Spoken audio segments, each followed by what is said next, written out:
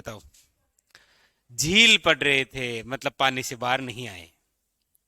नदियां कितनी याद की आपने?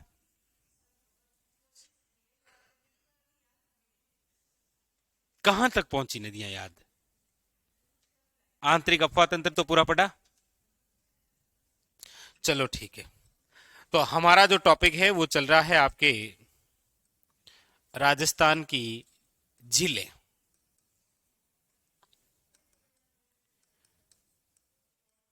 यानी कि इससे पहले हमने जियोग्राफी के 3 जो सबसे बड़े चैप्टर थे उनको कंप्लीट कर लिया है। ठीक है।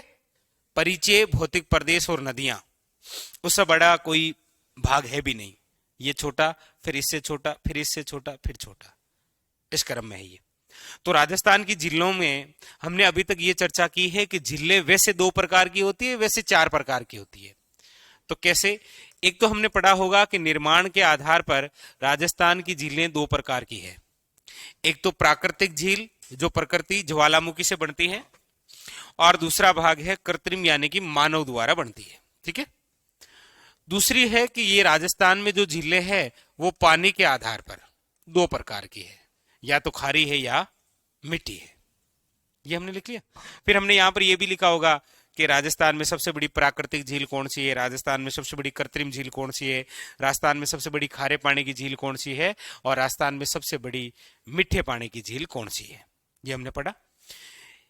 इसके तहत आप हेडिंग लगाइए सबसे पहले खारे पानी की झीलें।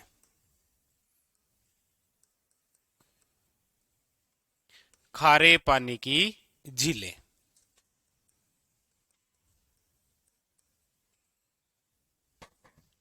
ऑब्लिक लवणीय झीलें। ऑब्लिक नमकीन झील। जो भी हो, जो भी एग्जामिनर आपसे पूछे, हेडिंग लगाइए ये।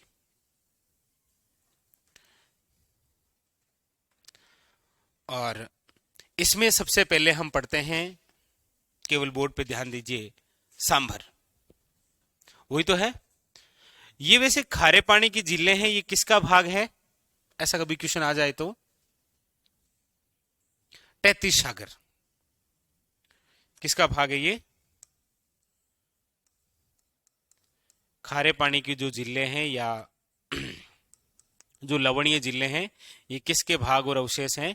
तो याद रखिएगा 33 सागर किसके हैं? 33 सागर के। ठीक है।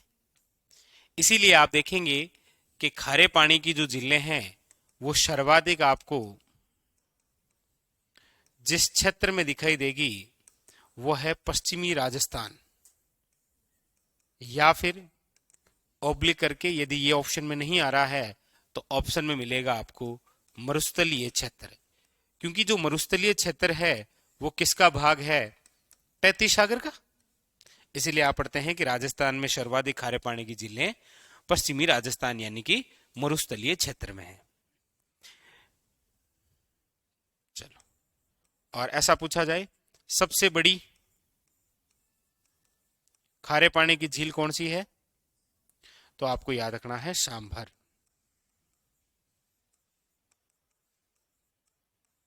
सांभर झील। ठीक है। चलिए, तो चलिए फिर सांभर के बारे में डिटेल से पढ़ते हैं। ठीक है। सांभर।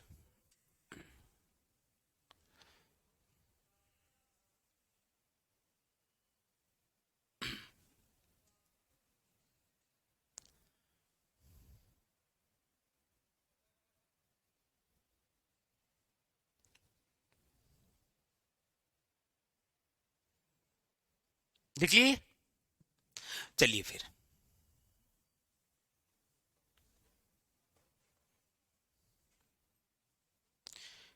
ये रही सांभर झील। कौन सी है? सांभर झील। देखिए सांभर झील के बारे में। देखिए, सांभर झील के बारे में हम चर्चा करते हैं तो सबसे पहली विशेष बात, मैप में यदि आप इसकी लोकेशन देखेंगे तो ये झील है यहां पर,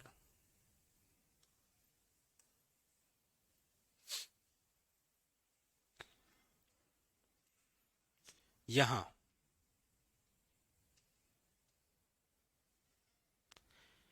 सांबर झील का भाग जयपुर ग्रामीण में भी देखने को मिलेगा। सांबर झील का विस्तार आपको अजमेर में भी देखने को मिलेगा, और इसी का विस्तार आपको किसमें देखने को मिलेगा? डीडवाना कुचामन। पहले नागौर था, अब डीडवाना कुचामन। ठीक है, आप जैसा चाहे वैसा लिख लेंगे, लेकिन मैं आपको पूरी कहानी एक जैसे झील होती है ना वैसे ही बता देता हूं। हाँ, ठीक है। तो सबसे पहली बात है कि आपके सामने जो झील है सांबर झील, क्वेश्चन है विस्तार। तो याद रखिएगा इसका जो विस्तार है वो है आपके जयपुर ग्रामीण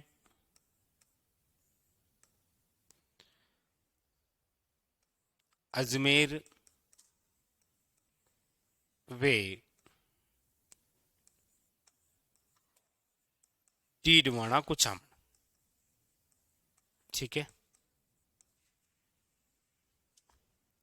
लेकिन आपको पूछा जाए कि सांबर झील कहां है तो जयपुर ग्रामीण।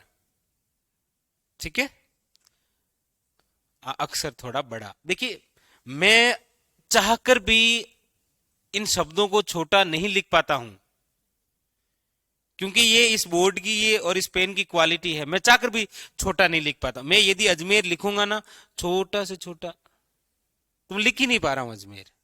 मतलब ये जो लिखा है ये साइज ठीक है। ठीक है, तो वो आप निश्चित रहिए। तो सांबर झील का विस्तार जो है वो कितने जिलों में है? 3 जिलों। कौन कौन सा? जयपुर ग्रामीण, डीडवाना कुचामन, और आपके कौन सा? लेकिन आपको पूछा जाए कि सांबर झील कहां है तो जयपुर ग्रामीण। चलो इसी झील के चारों ओर घूमते हैं हम, और घूमते घूमते याद भी हो जाएगा और आपको आनंद भी आएगा। तो ये कहां पर है? याद रखिएगा जयपुर ग्रामीण। ये तो बात हो गई इनकी विस्तार की ओर कहां पर। अगली बात है कि आप ये जो सांबर झील देख पा रहे हैं, इस सांबर झील का निर्माण किसने करवाया? तो आपको याद रखना है कि सांबर झील का जो निर्माण है वो करवाया गया है वासुदेव चौहान द्वारा। किसने करवाया है? वासुदेव चौहान। लेकिन क्वेश्चन आता है कि सांबर झील का निर्माण वासुदेव चौहान ने करवाया, इसकी जानकारी कौन से शिलालेख में मिलती है? तो आपको याद रखना है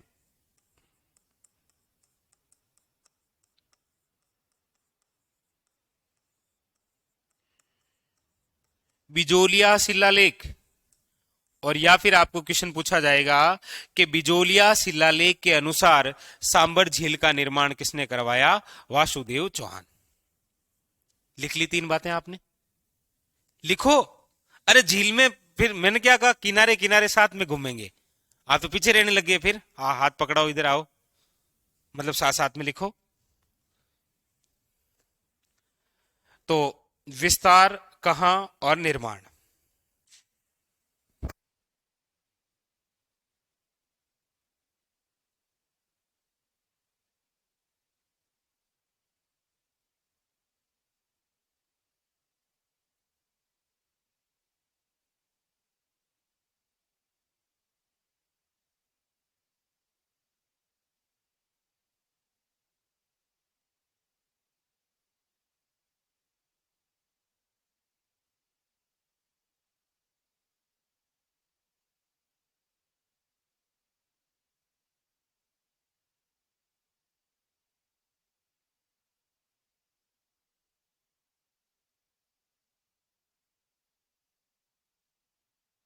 चलिए, तो ये 3 बातें हुई, विस्तार कहां और निर्माण।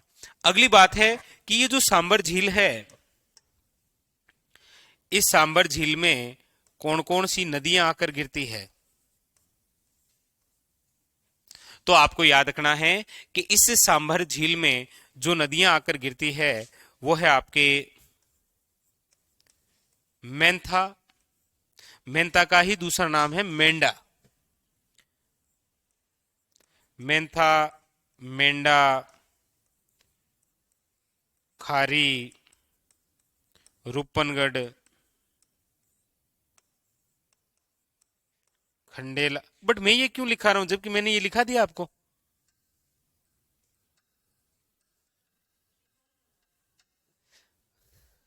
लिखवाया था ना? हम्म। चलो लिखो फिर। ये नदियां आकर इसमें गिरती है। इन नदियों में से आपको याद रखना है कि सांभर झील में सर्वाधिक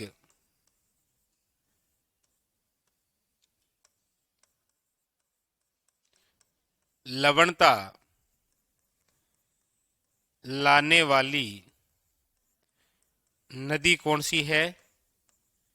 तो भी आपको याद रखना है मेंथा या फिर मेंढा।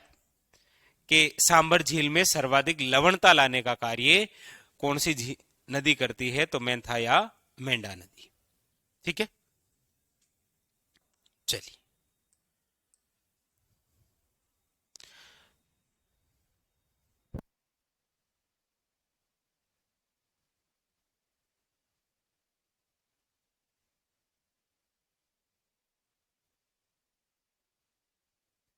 तो अगली बात देखो। अगली बात यह है कि ये जो सांबर झील है, ये सांबर झील क्यों प्रसिद्ध है? तो आप कहेंगे कि सांबर झील प्रसिद्ध है नमक उत्पादन के लिए। किसके लिए प्रसिद्ध है? नमक उत्पादन के लिए। और याद रखिएगा, यहां से जो नमक उत्पादन किया जाता है ना, वो कौन सी पद्धति से होता है? तो उसे बोलते हैं क्यार पद्धति। कौन सी पद्धति?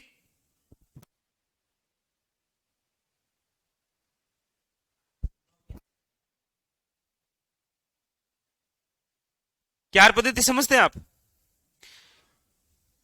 ऐसे छोटे छोटे क्यारी बनाई जाती है, जैसे खेतों में होता है ना, वैसे इस प्रकार।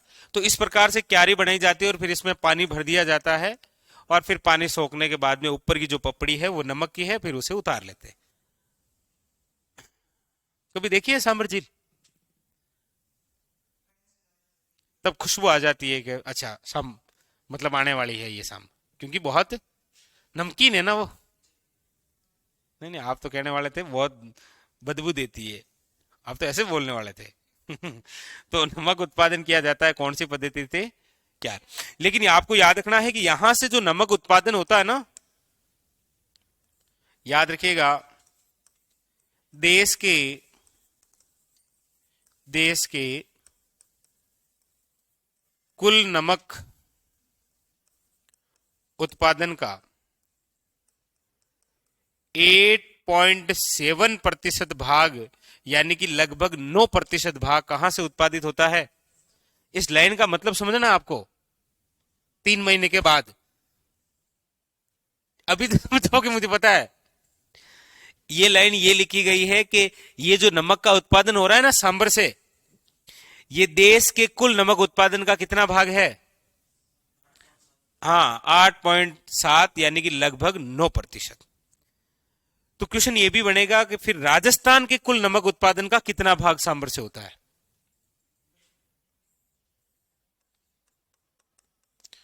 तो आपको याद रखना है कि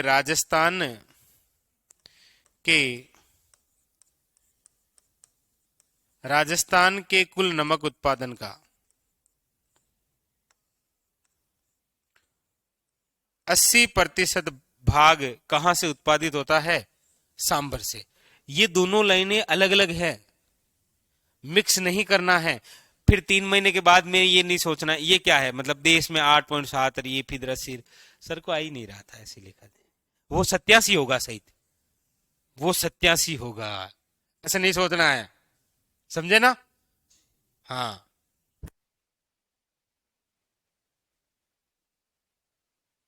तो ये देश के कुल नमक उत्पादन का 8.7 और ये राजस्थान के कुल नमक उत्पादन का 80%। ठीक है,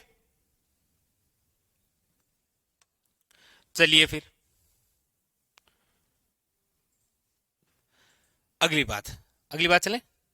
अगली बात है कि ये देखो जो सांबर दिख रही है ना, देखो ये सांबर कितनी लंबी है, ये क्वेश्चन पूछा गया। सांबर झील की लंबाई याद रखिएगा 32 किलोमीटर। ये एग्जाम ने डायरेक्ट वन लाइनर क्वेश्चन पूछा है, ऑप्शन 36 भी देगा तो 36 किलोमीटर क्या है? हाँ, कुंभलगढ़ दीवार की लंबाई याद रखना, वो है 36 किलोमीटर, इसीलिए वो पूछेगा। तो वो 36 है और ये 32 है, याद रखना, कंफ्यूज वाला। अगली बात, अब जो बात है सांबर झील की, अब वो बात है आपके कि ये जो सांबर झील है, बात है 1869। 69 आए तो ठीक है, वरना ऑप्शन में 1870 आएगा। ऐसा क्या है?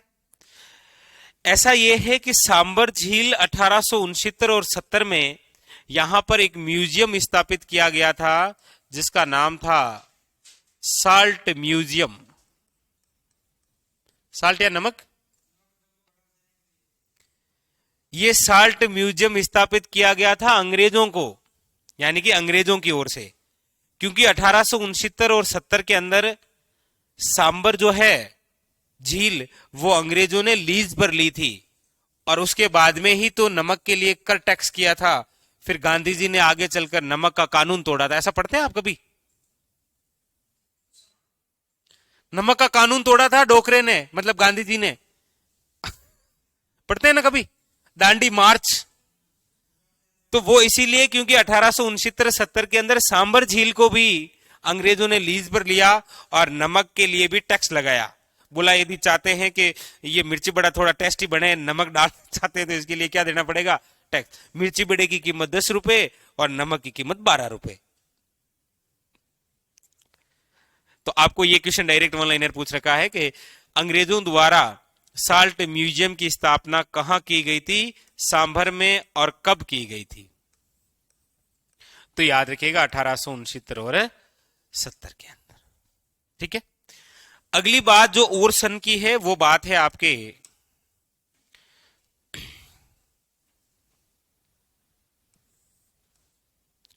वो है आपके 1964। 1964 कौन सी बात है? 1964।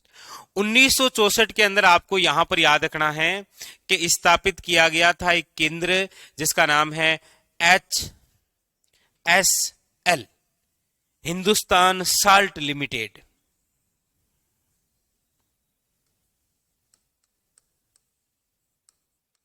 हिंदुस्तान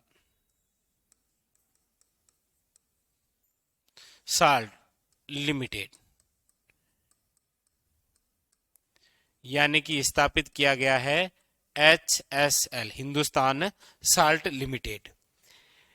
इसमें याद रखिएगा केंद्र का जो हिस्सा है वो कितना है? 60, और राज्य का जो हिस्सा है वो कितना है? 40। याद रखिएगा, ठीक है? ये 60-40 हिस्सा समझे कि यहां पर सांभर के अंदर एक केंद्र स्थापित है हिंदुस्तान साल्ट लिमिटेड, जो कि केंद्र सरकार का है, लेकिन इसके अंदर केंद्र सरकार खर्चा करती है 60%, बाकी का जो खर्चा है वो राज्य करती है कितना? 40%।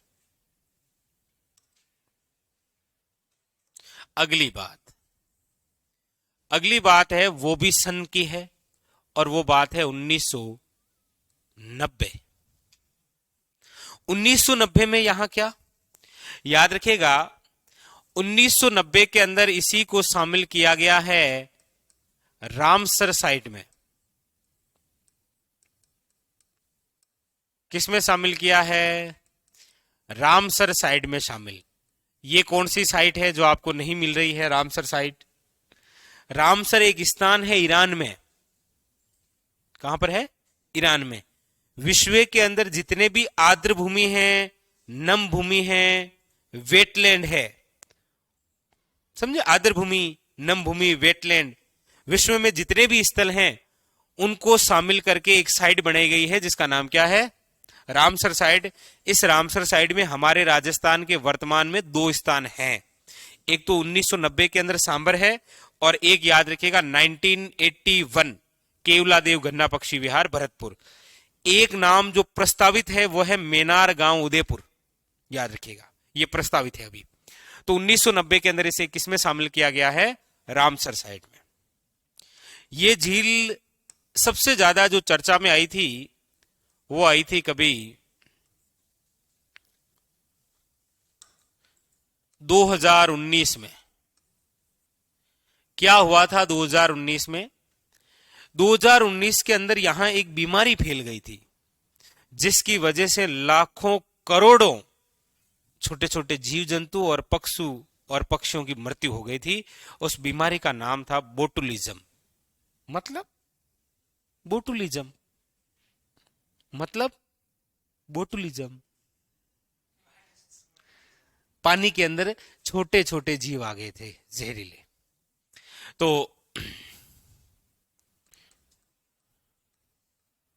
आपको तो बस इतने याद रखना है कि बोटुलिज्म बीमारी से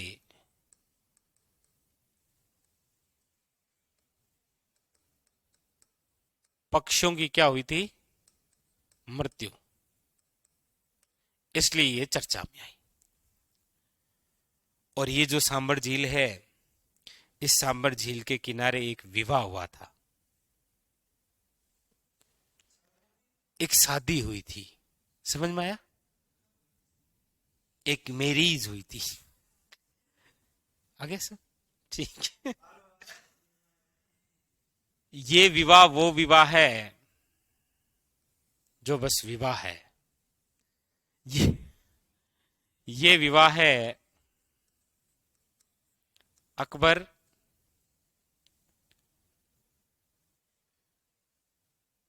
वेडिंग टू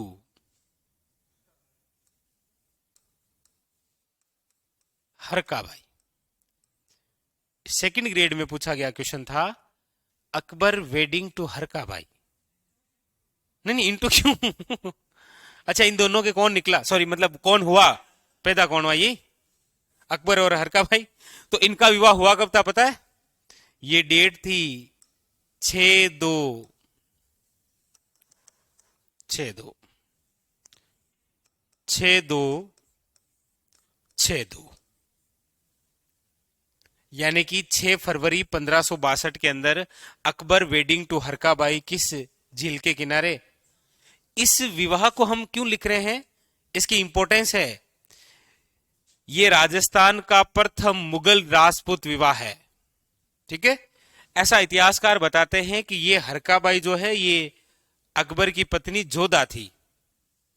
लेकिन आप जब इंडियन हिस्ट्री पढ़ेंगे ना तब आपको पता चलेगा कि अकबर की पत्नी जो जोधा बताई गई है वो ये हरकाबाई नहीं थी।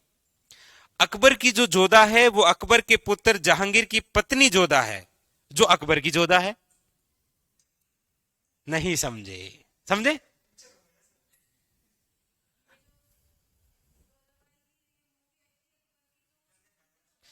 वो अकबर की पत्नी जोधा नहीं है, वो अकबर के पुत्र जहांगीर की पत्नी जोधा है, जो अकबर के साथ जोधा है, समझे? ओके, कौन सा?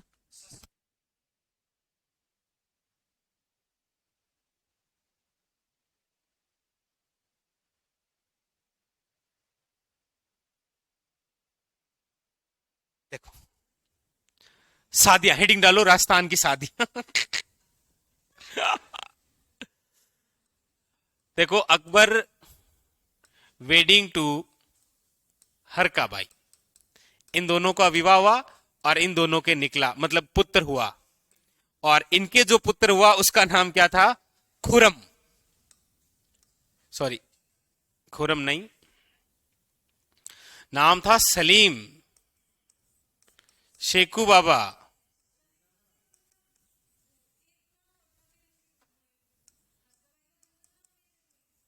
यस। और जहांगीर, ये नाम सुनते हैं आप कभी कि अकबर और हरकाबाई का विवाह हुआ? हाँ, अकबर और हरकाबाई, इन दोनों के पुत्र हुआ कौन सा? सलीम या शेखू बाबा या जहांगीर। जहांगीर का विवाह हुआ जगत गुसाई से। किसे हुआ था? और इन दोनों के हुआ खुरम यानी कि शाहजहां। इसीलिए आपको पता है एग्जामिनर एक बार क्वेश्चन पूछता है ये कि ऐसे दो मुगल बादशाह जिनकी माताएं राजपूती महिला है, तो जहांगीर की मम्मी है हरकाबाई और शाहजहां की मम्मी है जगत गुसाई। लेकिन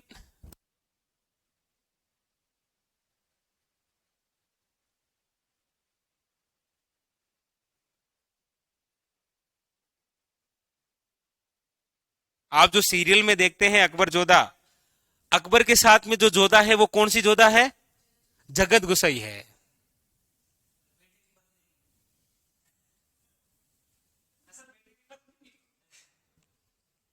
ओके, ये विवाह हुआ, फंक्शन शाम को था, डेट आपको लिखा दी है, ठीक है।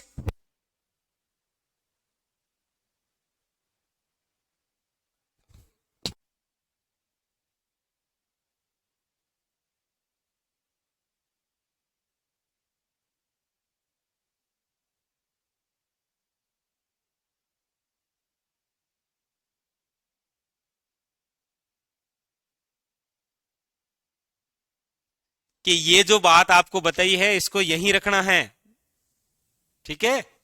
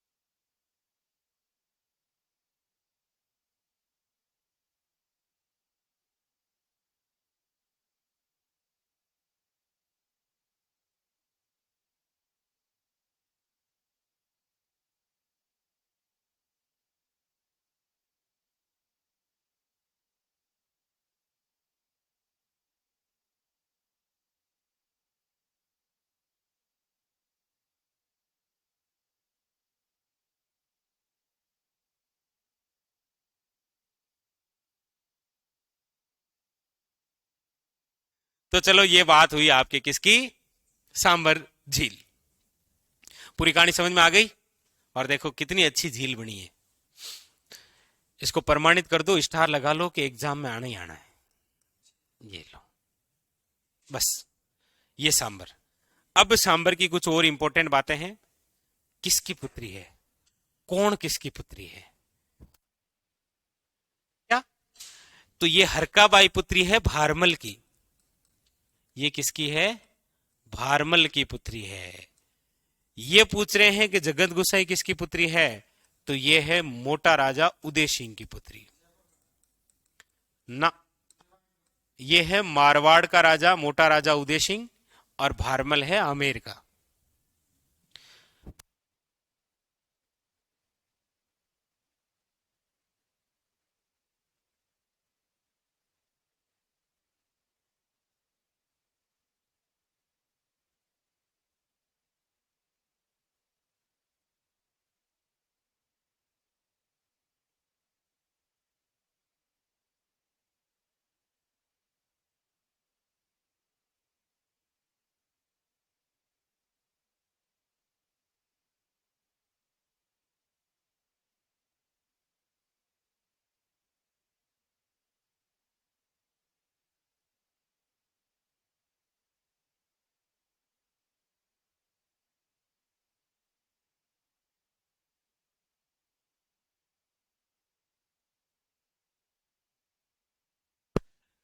चलो।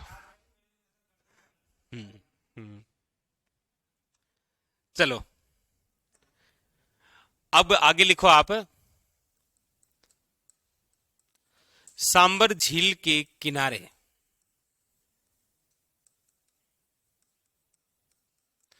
सांबर झील के किनारे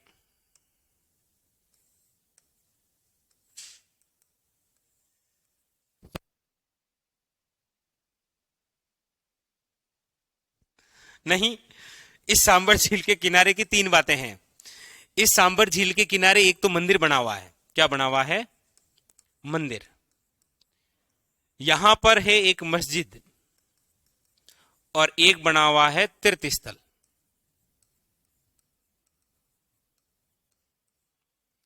सांबर झील के किनारे जो मंदिर है वो तो है शाकंभरी माता का। शाकंभरी माता आप सब जानते हैं चौहानों की कुलदेवी है।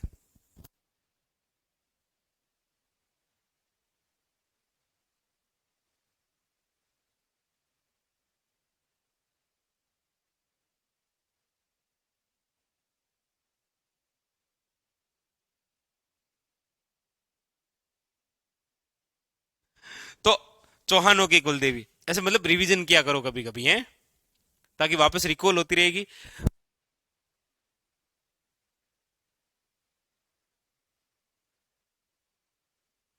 मस्जिद, मस्जिद कौन सी है? तो याद रखिएगा, नलियासर। कौन सी मस्जिद है? नलियासर मस्जिद। और तीर्थ स्थल कौन सा है? तो याद रखिएगा, देवयानी तीर्थ। और इसको क्या बोलते हैं? तीर्थों की नानी।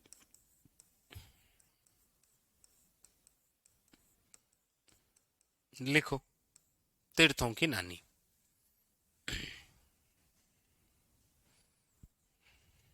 एक।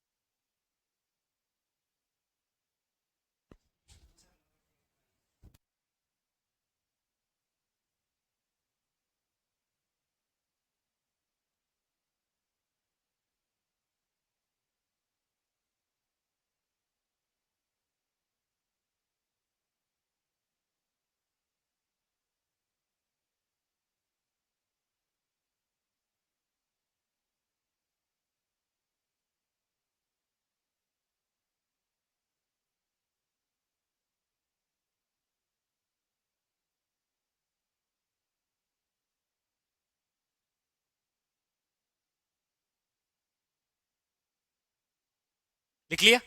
अब इसकी दो इंपॉर्टेंट और खास बातें लिखो। सांबर झील की विशेषता। सांबर झील की विशेषता।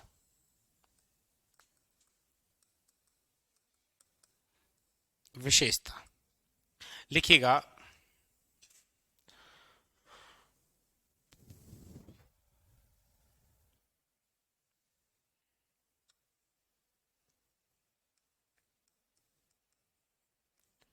राज्य में सबसे बड़ी खारे पानी की झील।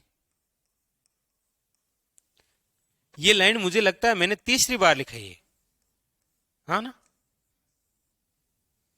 वो इसीलिए लिखा ही है क्योंकि बार बार लिखेंगे तो याद हो जाएगा। दूसरी, भारत में आंतरिक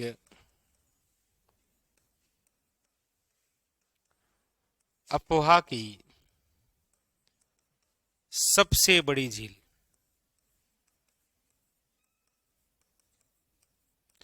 भारत में आंतरिक अफवाह की सबसे बड़ी झील कौन सी है?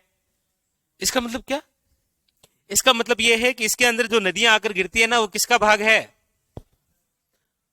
नदियां आकर गिरती है वो कौन सी नदियां हैं? वो आंतरिक अफवाह तंत्र का भाग है, इसीलिए याद रखना। बस उतार लो।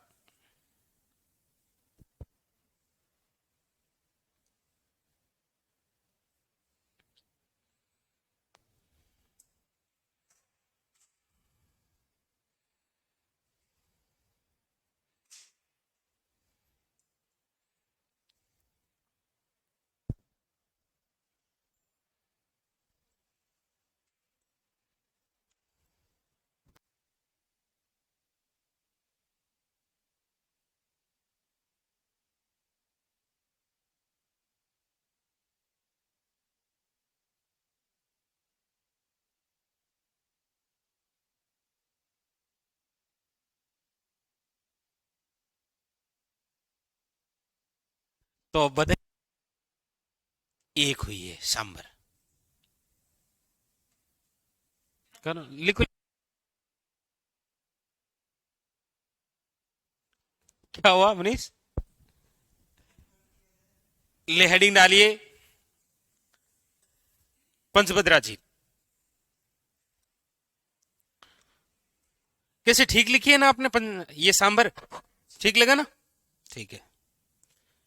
अभी तो ये खारी है इसलिए हो सकता है थोड़ी सी ऐसे खाटी मीठी लगी होगी आपको, लेकिन जब आगे मीठी झीलें पड़ेंगे ना।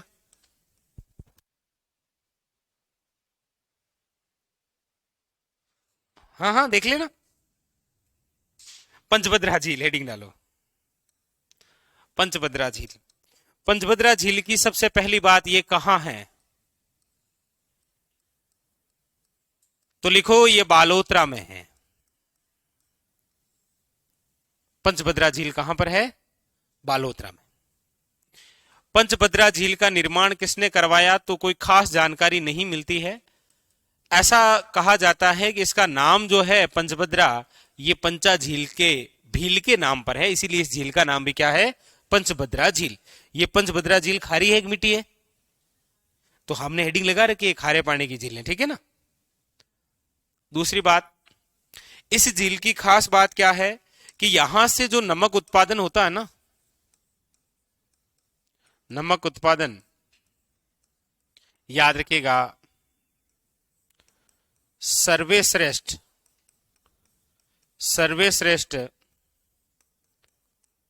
खाने योग्य नमक, सर्वश्रेष्ठ खाने योग्य नमक जहां से प्राप्त होता है वो है आपके कौन सी झील? पंचभद्रा झील। यहां से जो नमक उत्पादन होता है वो जिस पद्धति से उत्पादन किया जाता है वो है रेष्टा पद्धति। कैसे? तो देखो कि यहां से जो नमक उत्पादन करती है वो जाति भी कौन सी है? खारवाल जाति। कौन सी है? खारवाल जाति। और किसकी सहायता से होता है नमक उत्पादन? तो याद रखिएगा, खारवाल जाति द्वारा मोरली झाड़ी की सहायता से। मोरली झाड़ी, जैसे झाड़ू होता है ना, झाड़ू झाड़ू, जैसे शहरों में तो छोड़ो, शहरों में क्या, ग्रामीण क्षेत्रों के अंदर जो आंगन होता है ना वो गोबर से लेपा जाता है, और जब कचरा आ जाता है ना उसके ऊपर, तो वो झाड़ू से धीरे धीरे कैसे अलग करते हैं उसको, वैसे ही इस धरातल के अंदर जैसे नमक है, उसको बुआरी से, बुआरी समझते हैं, झाड़ू झाड़ू झाड़ू झाड़ू, है ना, उससे इकट्ठा करते हैं, तो वो मोरली झाड़ी की सहायता से। यहां से जो नमक उत्पादन होता है ना,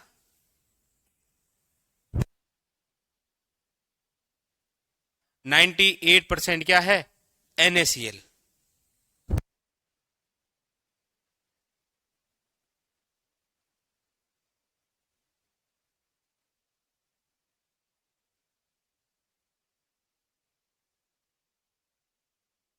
तो 98% इस नमक में क्या है, NaCl। NaCl सोडियम क्लोराइड है।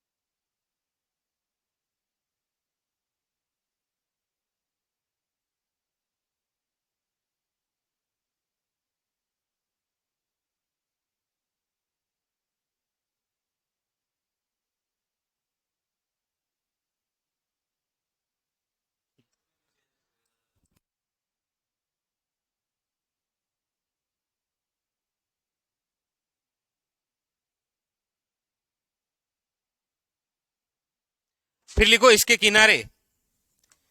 किनारे एक माताजी का मंदिर है, वो माताजी है साकम्बरा माता।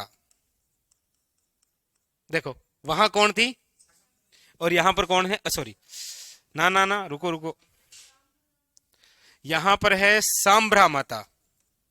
कौन सी माता है, और ये जो सांब्रा माता है इसे बोलते हैं लवणता की देवी। क्या बोलते हैं, लवणता की देवी। ठीक है, बस ये उतार लीजिए, बाकी की चर्चा हम कल करेंगे।